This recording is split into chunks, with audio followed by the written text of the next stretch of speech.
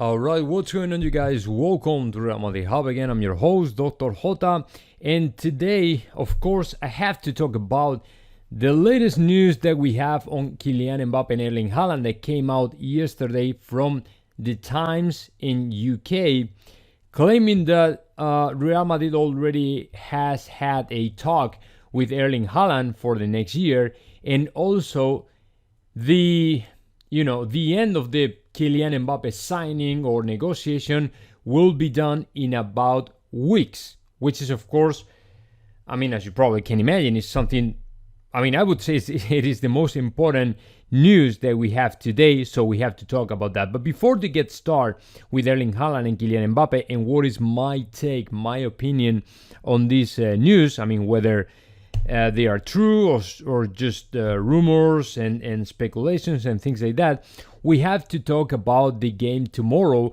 against Sheriff Tirospol. It is going to be the second game of the UCL, of the UEFA Champions League. And of course, tomorrow, before to that game, before to talk about any single aspect of that game, we have to say that tomorrow what can happen is a lot of rotations and changes, because to me, there are a bunch of players in Real Madrid that need a break. They really need a rest. They have to start from the bench. I'm not saying they don't have to play at all. Of course, Carlo Ancelotti can put him on the bench and utilize him just in case something is going wrong and we really need their presence on the field, okay? I'm talking about Luka Modric, I'm talking about Karim Benzema and players like those. And why is the reason why I do believe these players need to stop, need a break, need to rest or something like that? Okay, let me tell you what. We have in just 1 week, we have another international break going on. So although the soccer of clubs stop completely, these players never stop. Players like Karim Benzema, Luka Modric, Casemiro, Vinicius Jr., they will keep playing for their national teams. So that is the thing. The clubs stop, but the players don't stop, which means that they will keep playing and playing and playing over and over again, and of course, getting more and more tired, exhausted, and even injured.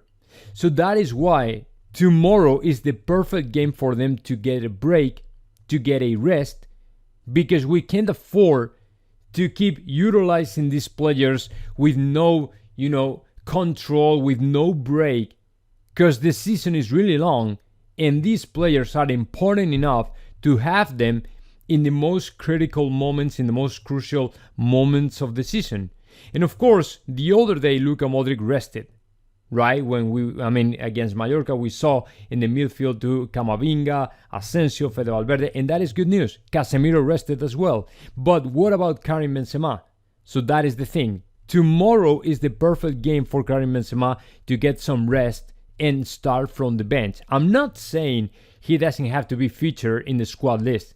I'm saying he has to start from the bench and give to Luka Jovic the opportunity to show off everybody that he's ready to go and replace and substitute Benzema if it's needed, like tomorrow. So why against Sheriff and not any other team? Well, for pretty obvious reasons. Of course, I don't want to be disrespectful here, but the weakest team of this group is Sheriff Tirospol. So it is the perfect place, it is the perfect moment to give to some of the most important players a rest. They need a break, they need to stop. It is completely a nonsense to have them in the lineup against this team, which is presumably the weakest team of the group, tomorrow since the beginning. There's no point. So to me, Karim Benzema should be on the bench, Luka Modric should be on the bench as well, and even Vinicius Jr. might get some rest tomorrow. And I wouldn't be surprised, and of course, I would be okay with that. Tomorrow, players like Camavinga, Miguel Gutierrez, Luka Jovic, Rodrigo, Hazard is the perfect game for them. Is the perfect game for these players who, in my opinion, are in, very good condition and ready to go. And of course, to give some rest to the most important players like Karim Benzema. He can't be all the time in the lineup of Real Madrid. At some point, he needs a break. He needs to rest. So to me, again, and I'm going to wrap this up, as far as the game tomorrow, Karim Benzema should stop tomorrow. Carlo Ancelotti should have on the bench to Karim Benzema tomorrow. That is the most important point of this whole thing. So now let me move forward and start to talk about the most important topic, which is, of course, Erling Haaland and Kylian Mbappe. And my first pick is going to be Kylian Mbappe. And why is that? Okay, now that we know, according to Times, that Real Madrid and Kylian Mbappe will reach an agreement in the next weeks, in a few weeks, and of course, this is something that is not a surprise for me at all, because I was assuming since long time ago that Kylian Mbappe will play for Real Madrid. And what I was thinking is Kylian Mbappe and Real Madrid were going to sign a pre-agreement next January. Not in a matter of weeks, not in few weeks, now in October or November. What, in my opinion, Times is claiming is essentially something that is not official. And let me explain you what does that mean. Any single team in the soccer industry is allowed to negotiate with any single player out of the windows, out of the transfer market moments, out of the winter market or the summer market. That is completely illegal, right? So what they are saying is pretty much that Real Madrid will contact to Kylian Mbappe soon to say, hey, let's talk about this, let's talk about your next contract, the pre-agreement details or something like that, but under the table. You know what I'm saying? Not official, because that is completely illegal. But regardless whether that is illegal or not, what everybody knows, what everybody is aware of, is that Kylian Mbappe will end up playing for Real Madrid. And that is that is going to be one of the biggest ridiculous situations in the soccer industry. One of the most stupid situations in the soccer industry, especially in the transfer market. And why is that? It is pretty clear. Al-Khelaifi, and I think I told you in another video, Al-Khelaifi has taken the worst decision ever made in the transfer market. And why is that? Because he refused to take 200 million euros for a player who was going to leave no matter what, just for, sending a message to the world that here in Paris, everything done is because he says it has to be done. He wants to impose his image, he wants to impose his authority, and sending a message to the world like, okay, I'm the strongest one, I do whatever I want, I don't have to report to anybody else because I'm the most powerful CEO in the soccer industry ever, or things like that. Okay, due to that behavior, now Paris Saint-Germain will get a couple things, and two bad things. Number one, they will miss Kylian Mbappe. For sure. Number two, their budget, it is completely unbalanced, and the red numbers will choke Paris Saint-Germain literally. Because there's no other opportunity, there's no chance for them to get 200 millions for any other single player that they have. Because Neymar is not about to leave. There's no intention from Paris Saint-Germain to sell Neymar. Neymar doesn't have any intention to leave PSG. Same thing with Messi. And there's no other player who is worth 200 million euros aside of Kylian Mbappe. So that is a very missed chance for them to make money for a player who was going to leave anyways. So that is one of the biggest ridiculous in the soccer industry ever.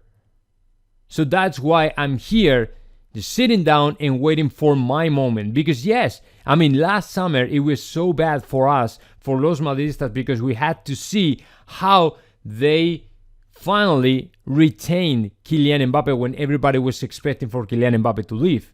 You know what I'm saying? But now it's going to be our tit for tat. I mean, now it's our moment, and we are going to enjoy how Al Khelaifi lose the most important player, the most expensive player in the soccer industry for free.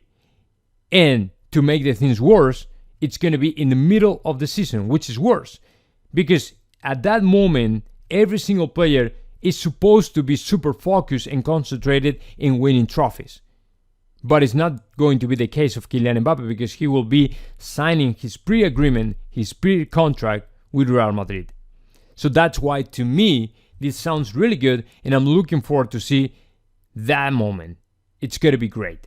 And now let me move forward and let's talk about, of course, Erling Haaland, which is the other starring of this news from Times UK. According to Times, Real Madrid has been in talks with Erling Haaland to wrap the whole thing up. I mean, to sign a pre-agreement or have a verbal agreement or whatever it is. But apparently Real Madrid and Haaland already have decided to join their fates, destinies, and play together or work together. So today, this morning, Joachim Watzke, the CEO of Borussia Dortmund, said, responding to this information, that is completely bullshit, because the only people who decide whether a player goes or stays are the board members, including himself, right? But let me tell you what, he added a couple of things that makes to me think in the other way. He said, of course, at some point, Erling Haaland will leave Borussia Dortmund and will leave Bundesliga, and we will try to replace him. Number one. Number two, he added as well, yes, I mean, if that was up to me, I would never include any kind of release clause because it is completely outdated. Which is, a different way to confirm that the price for Erling Haaland will be 75 million euros because that release clause exists in his contract. So it is not good news only for because we are going to sign Erling Haaland. It is also very good because the price of Erling Haaland will be super affordable price, and to me it is a very good price.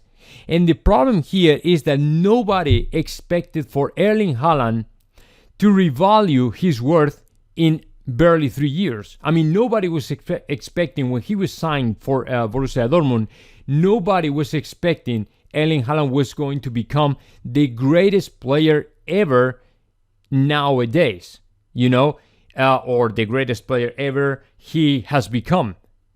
Scoring all the time, assisting, being important, things like that. Nobody was expecting for him to become such a good player. So when he was bought by Borussia Dortmund for about 30 million, 75 million, it was still a very, very good price. The problem is, just because nobody was expecting for Erling Haaland to revalue this way, now 75 million really sounds really poor. I mean, it sounds really few money, just pennies. You know what I'm saying? Because this player, in reality, is worth beyond 150 million euros. So Real Madrid, in any other circumstance, Real Madrid would have had to pay maybe 150, 140, 160, something like that. But this way, man, are you telling me we are going to sign Erling Haaland for 75 million? Yes. That is awesome. That is great. It's very important. So that's why this is very good news for Real Madrid. And of course, I'm looking forward to see it. And apparently everything is almost done with Erling Haaland and Kylian Mbappe playing or signing for Real Madrid.